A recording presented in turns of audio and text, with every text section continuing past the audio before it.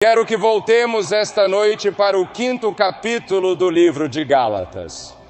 E eu, irmãos, se prego obras, se prego legalismo, por que sofro perseguição? Então cessa a ofensa da cruz. Agora estamos vivendo um momento da história em que muitas pessoas estão com medo. Lemos as manchetes negras e gritando. Ouvimos notícias da televisão e nos perguntamos quando a Terceira Guerra Mundial poderia estourar a qualquer momento. E estamos orgulhosos de nossos militares no exterior e do heroísmo que eles mostraram para o mundo inteiro em várias partes do mundo. Mas você sabe, eu tive o privilégio de ser amigo de John Steinbeck, o grande escritor. Você se lembra que ele escreveu As Vinhas da Ira, que o tornou muito famoso. E um dia, John me deu uma cópia de uma carta que ele havia recebido de Adlai Stevenson, que estava concorrendo à presidência dos Estados Unidos. E Adlai Stevenson escreveu a ele estas palavras: há uma inquietação nervosa, uma fome, uma sede, um anseio por algo desconhecido. Talvez seja moralidade. Então há a violência, a crueldade e a hipocrisia, sistemáticas de um povo que tem muito. Parece-me que é assim que a América está nesta condição. Tendo coisas demais, eles gastam suas horas e dinheiro no sofá procurando por uma alma.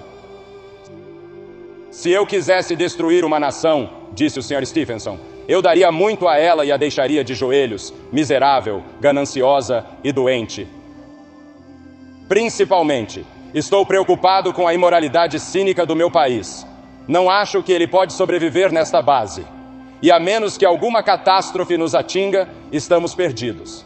Mas pela nossa própria atitude, estamos atraindo a catástrofe para nós mesmos. O que vencemos na natureza, não podemos conquistar em nós mesmos. Agora, cometi um erro neste. John Steinbeck escreveu esta carta para Adlai Stevenson. E ele me deu uma cópia, mas o que me tocou foi o que vencemos na natureza. Fomos à Lua, não antes, mas depois. Mas ele sabia de alguns dos avanços da tecnologia científica que estavam ocorrendo naqueles dias. Mas ele disse, não podemos conquistá-lo sozinhos. Então, o mundo inteiro hoje à noite está procurando uma resposta. Um líder europeu é citado nos jornais dizendo, se o diabo oferecesse uma panaceia para os problemas do mundo, eu seguiria o diabo com alegria. Estamos ficando desesperados. Emil Brunner chamou a cruz de Cristo de escândalo do cristianismo, e é. Porque a resposta para todos os nossos problemas se encontra ao pé da cruz. Se apenas nos arrependemos de nossos pecados e chegamos à cruz, lá teríamos uma resposta para nossos problemas pessoais, nossos problemas corporativos, nossos problemas nacionais, nossos problemas internacionais. Mas você vê, temos que lembrar que 800 anos antes de Cristo ser crucificado, o profeta Isaías escreveu, ele é desprezado e rejeitado pelos homens, um homem de dores e familiarizado com a tristeza, e nós batemos, por assim, nossos rostos para ele. Ele foi desprezado e não o estimamos. A expressão, a ofensa da cruz, soa muito estranha para nossos ouvidos modernos, porque você vê, nós olhamos para os campéns de nossas igrejas, seja católica ou protestante, e vemos a cruz. Ela está gravada em nossas Bíblias. É um ornamento em volta de nossos pescoços. É um emblema de arte e poetas, e isso é ótimo. Mas tornou-se sentimental com um certo interesse romântico na cruz. Mas o que realmente representa é uma ofensa. Era um lugar onde Jesus foi desprezado e rejeitado pelos homens. Torna-se uma pedra de tropeço, torna-se um escândalo para homens e mulheres. E Isaías, com visão profética, diz, não há beleza que devemos desejá-lo. Paulo, vivendo depois de Cristo, descobriu que a cruz provocou o desprezo e ao redor do antagonismo de homens e mulheres em todo lugar. Agora, porque a cruz é uma ofensa, você já pensou nisso? Por que é uma ofensa? Primeiro, é uma ofensa porque condena os males do mundo. Você vê Herodes, o rei Herodes, não gostou da cruz porque ele estava vivendo em adultério. E a cruz condenou sua imoralidade. E se você vir a Cristo, você tem que desistir desse tipo de vida. Você tem que mudar seu modo de vida. Então você vê, Herodes, o rei, não gostou da cruz. A cruz apontou para ele e disse: Herodes, você tem que desistir daquela mulher com quem você está vivendo em pecado. E então Pilatos, o governador, não gostou da cruz porque ele foi influenciado pela multidão. Ele era um covarde, ele tinha medo de defender o que sabia ser certo. A cruz o condenou.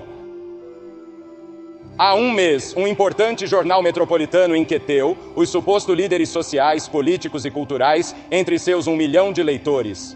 E aqui estava a pergunta que ele fez: se você escolhesse entre toda a história, você pensaria sobre isso por um momento. Se você pudesse escolher entre toda a história, quem você convidaria para o melhor jantar que você serviria? Quem você escolheria? Você sabia que nenhum líder proeminente incluiu Jesus Cristo?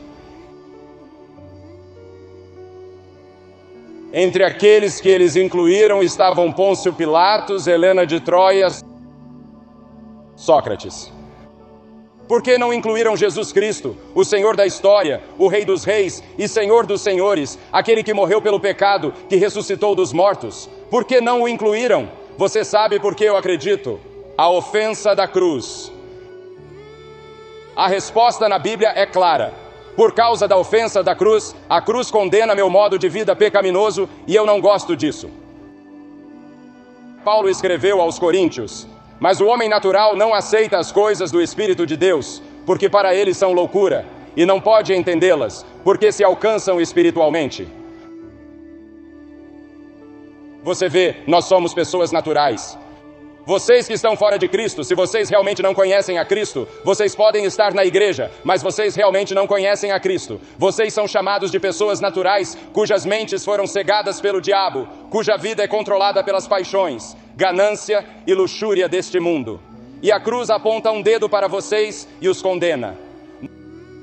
Não você pessoalmente, mas seus pecados. Condena seus pecados. Porque Cristo ama você. Ele te perdoará, Ele te purificará, Ele te mudará. Ele morreu por você, mas Ele condena seus pecados e seu modo de vida. E a Bíblia também fala sobre a mente carnal. Ela diz: a mente carnal, em Romanos 8, a mente carnal, a mente natural, é inimizada contra Deus, pois não está sujeita à lei de Deus, nem pode ser. Em outras palavras, nossas mentes são controladas por algo diferente do Espírito de Deus. Elas são controladas pelo pensamento deste mundo. Temos mentes carnais e a cruz condena isso. E a cruz diz que é errado. E a cruz disse que você deve se converter. Você deve mudar sua forma de pensar. Você deve se arrepender de seus pecados. E não gostamos de fazer isso. E então Judas, a cruz condenou sua ganância porque ele vendeu Jesus por 30 moedas de prata. E quantas pessoas aqui hoje à noite são gananciosas? Nós pensamos nas pessoas ricas como gananciosas, mas isso não é exatamente verdade. Os ricos podem ser gananciosos, assim como os pobres. Uma pessoa pobre também pode ser gananciosa. A ganância toca todas as fases da vida, toca todas as raças e todas as classes e todas as economias. Status no país e no mundo, porque podemos ser gananciosos. Queremos o que a outra pessoa tem, ou queremos ser como a outra pessoa. E pensamos: se pudéssemos ganhar dinheiro, se pudéssemos ganhar mais dinheiro, seremos felizes. Mas o materialismo não oferece felicidade. E então havia a multidão. A cruz condenou a multidão, porque a multidão diz: sentados, eles o vigiam. Ele estava morrendo na cruz, sofrendo e sangrando, chorando, morrendo. E a cruz condenou essa indiferença. E muitos de vocês estão aqui hoje à noite por curiosidade, mas vocês são simplesmente indiferentes. Você não poderia se importar menos. Sua alma que vai viver para sempre. Não te incomoda que você tenha uma responsabilidade por essa alma. E esse espírito que estará vivendo daqui a 1000 anos. E a decisão que você tomar hoje à noite pode determinar onde ela estará daqui a 100 anos. Mas você é indiferente a ela. Você não se importa. Algum dia você vai se importar, mas será tarde demais. Você precisa vir a Cristo hoje à noite e ter certeza de que está pronto para encontrar Deus. A cruz condena toda desonestidade, luxúria, ganância e imoralidade. E não gostamos de ser perturbados em nossos pecados. E é por isso que a cruz se torna uma ofensa. Quando Paulo veio perante o governador Félix, a mensagem ardente da cruz condenou Félix, tanto que ele tremei e disse: quando eu tivesse uma época mais conveniente, eu chamaria você. Mas ele nunca chamou, e isto é uma indicação de que alguns de vocês dirão esta noite: haverá outra ocasião em que terei uma chance quando ficar mais velho, quando eu resolver as coisas com minha esposa, quando eu estiver vivendo melhor, quando eu estiver em uma posição melhor, eu virei a Cristo. Alguma hora, mas não agora. Eu não posso pagar o preço agora, mas talvez quando eu ficar mais velho eu possa. Pode nunca haver outra época conveniente. Você só pode vir quando o Espírito Santo estiver falando e atraindo. E o Espírito Santo está falando e atraindo aqui esta noite nesta arena, em resposta às orações de milhares de pessoas por todo o país. Sim, a pregação da cruz pode fazer você tremer, e seus nós ficaram brancos no assento à sua frente quando o convite for dado. Mas você não vai porque você sente que tem que fazer algo para se preparar. Há um novo livro do professor Donald Peale. Ele diz que a velhice não é a fase religiosa da vida. Nós normalmente pensamos em pessoas velhas tendo religião, mas isso não é verdade. Como a velha avó que estava lendo a Bíblia e a netinha foi questionada por um amigo, disse: o que sua avó está fazendo? E a netinha disse: bem, ela está estudando para as provas finais. E muitos de nós pensamos dessa forma: quando eu ficar mais velho, quando as coisas ficarem um pouco diferentes, eu ficar um pouco mais maduro, eu darei minha vida a Cristo. Mas ele disse que a velhice não é o estágio religioso da vida. Se existe alguma fase de desenvolvimento, ela acontece com crianças na faixa de 7 a 9 anos. Ele disse que se há uma idade religiosa em nossas vidas, é entre 7 e 9. Mas percebo que em quase todas as cruzadas que realizamos, que a idade das pessoas que se apresentam para receber a Cristo é entre 18 e 22. Essa parece ser a idade do compromisso. Essa é a idade em que fazemos um compromisso sobre a vocação, sobre o casamento, sobre os valores da vida. E é a idade em que assumimos nosso compromisso sobre religião. E então ela diminui até você chegar a ter cerca de 50 anos. E apenas um pequeno punhado em qualquer cruzada, além dos 50, vem a Cristo. Por quê? Porque você endureceu seu coração.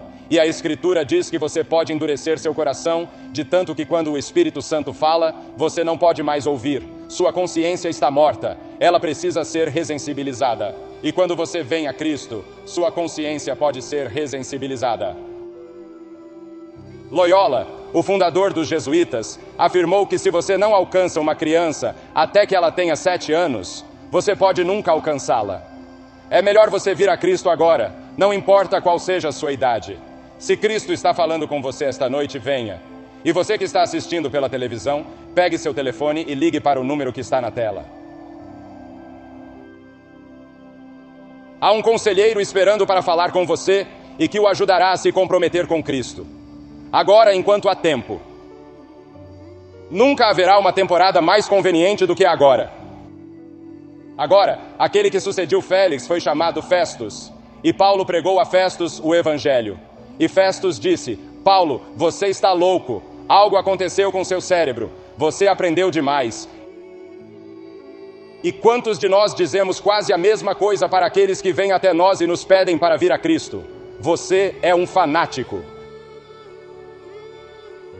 Agripa disse, o rei Agripa disse: depois de ouvir Paulo, quase me persuastes a me tornar cristão.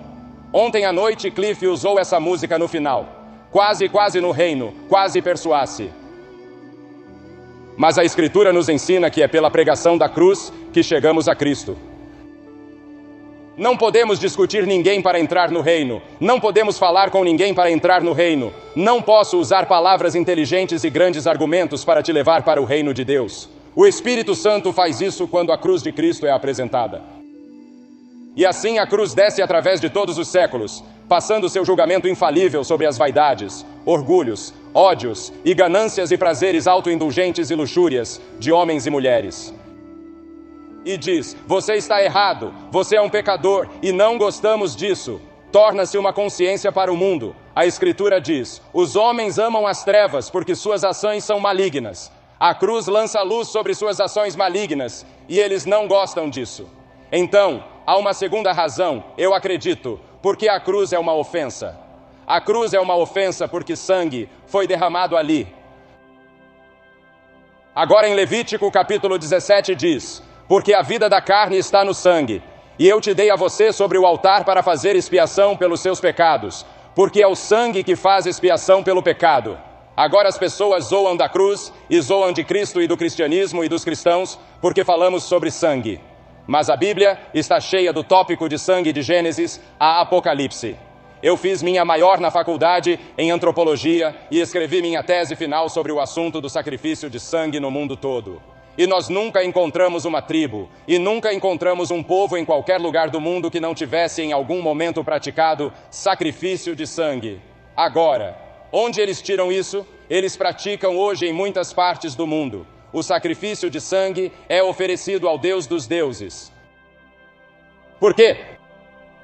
Porque Deus disse desde o princípio, quando Ele matava aqueles animais e o sangue foi derramado para que Ele pudesse vestir Adão e Eva, depois que eles pecavam e foram encarregados diante de Deus, Ele estava ensinando que a única abordagem a Ele era pelo sangue. E quando Caim e Abel chegaram, Ele aceitou o sacrifício de Abel. Ele rejeitou o de Caim. Caim trouxe uma oferta de vegetais. Abel trouxe um sacrifício de sangue, e Deus aceitou o de Abel e rejeitou o de Caim. E Caim ficou muito irritado e muito ciumento, e ele mata seu irmão porque o sangue era a maneira como nos abordamos com Deus. Agora, o que significa sangue? Por que Deus escolheu algo tão feio e revoltante como sangue? Sangue significa vida. Quando o sangue vai, a vida vai. Cristo ofereceu sua vida na cruz, pelo derramamento do seu sangue. E a Bíblia ensina que é o sangue da propiciação. Esse é o trono da misericórdia. É o lugar de encontro entre Deus e o homem. É a cobertura dos nossos pecados. É na cruz de Cristo que somos recebidos como filhos liberados de Deus no reino eterno de Deus. Você só pode chegar pelo caminho da cruz onde o sangue foi derramado. É o sangue da propiciação ou cobertura. É também o sangue da redenção. Apocalipse 5:9. E eles cantavam um cântico novo, dizendo: Tu és digno de tomar o livro e de abrir os seus selos, porque tu foste morto e nos remiste para Deus com o sangue de toda a tribo, língua, povo e nação. Pense naquele dia em que estaremos diante de Deus. E então, terceiro, é o sangue da remissão ou perdão. O 9º capítulo de Hebreus e quase todas as coisas são pela lei purificadas com sangue. E sem o derramamento de sangue, não há perdão. Você não pode ser perdoado dos seus pecados sem o derramamento de sangue. E então é o sangue da reconciliação, Efésios 2:13. Mas agora em Cristo Jesus, vós, que antes estávamos longe, já tivestes perto pelo sangue de Cristo. Ele nos reconcilia com Deus, você vê, a Escritura diz, Deus está em inimizade conosco. Isso significa que Deus está em guerra conosco. Podemos ser reconciliados, podemos nos encontrar em torno da mesa da paz e o sangue nos une. É o mesmo entre mim e meu vizinho, ou entre mim e um membro da família. Talvez tenha havido problemas entre nós, mas a fé em Jesus Cristo pode nos unir porque a fé em Cristo é reconciliação. Ele é o príncipe da paz. E então é também o sangue da justificação. Romanos 5:9, justificados pelo seu sangue somos salvos da ira por meio dele. Pense nisso, salvo da ira. Agora, Deus é um Deus de ira, e sua ira será derramada sobre este mundo e sobre você se você estiver fora de Cristo. Mas o sangue pode parar a ira de Deus. O sangue que ele derramou na cruz traz justificação. E justificação significa como se você nunca tivesse pecado. Você pode imaginar uma coisa dessas? Assim como se você nunca tivesse pecado, branco como um lírio em seu coração diante de Deus, nunca cometendo um pecado. Suponha que eu tivesse sido perfeito do dia em que nasci até o dia em que morri, é exatamente isso que significa, justificativa, como se eu nunca tivesse pecado. E então é o sangue de paz. Colossenses 1:20, temos paz através do sangue de sua cruz. Não seria maravilhoso se o mundo viesse e se curvasse aos pés da cruz agora e pudéssemos ter paz em nosso mundo?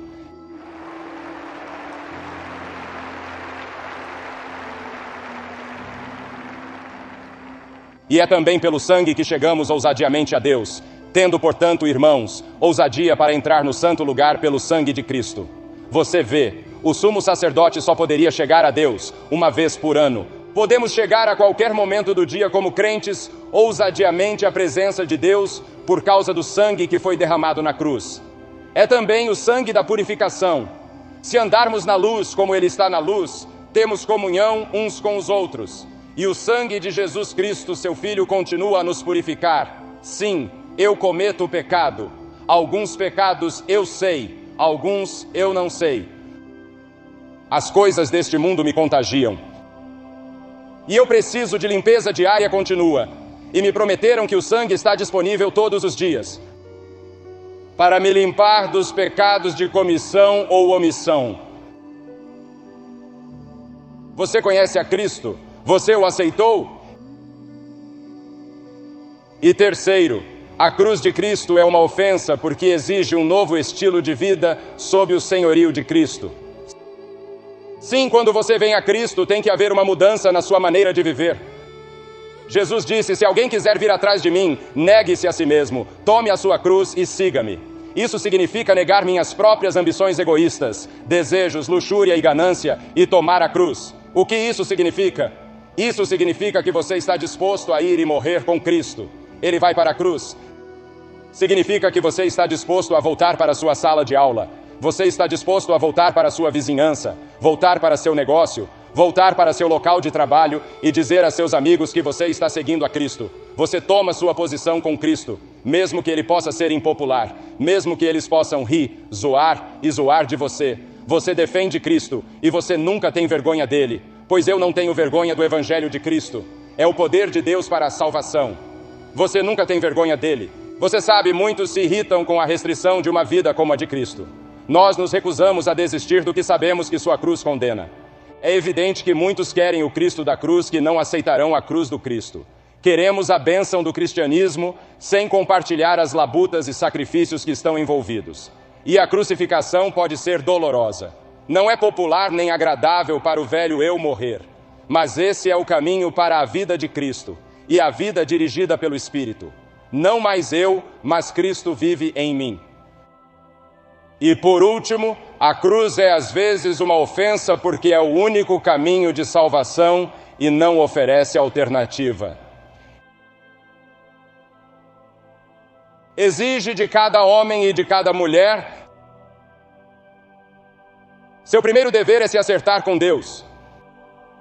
Posso pregar a você ritualismo, obras, ordenanças, e a ofensa da cruz cessará. A ofensa da cruz surge principalmente do fato de que a cruz condena todas as outras formas de salvação. Não há outra estrada, nenhum outro lugar onde você pode encontrar perdão de seu pecado, paz permanente e encontrar aquela coisa certa que você tem procurado por muito tempo para colocar sua vida em jogo. Mas você não tem total certeza do seu relacionamento com Cristo. Você não pode dizer: tenho certeza, eu sei. Mas você gostaria de poder dizer isso. Você quer se livrar dessas dúvidas. Vou pedir que venha hoje à noite e tenha certeza, recebendo Cristo de uma nova forma ou um recompromisso de sua vida com Cristo. Vou pedir que você faça o que vimos muitas centenas de pessoas fazer nesta semana, se você já ouviu. Vou pedir que você se levanta do seu assento e venha e fique na frente desta plataforma. E depois que você chegar, eu vou dizer uma palavra para você e fazer uma oração com você e dizer sim a Cristo. Vamos esperar por você agora mesmo. Não deixe passar mais um minuto antes de fazer este compromisso e tomar esta decisão por Ele. E certifique-se antes de ir para casa. Apenas levante-se e venha, pois todos nós estamos em atitude de oração, orando por aqueles com quem Deus está falando esta noite. Rápido, venha.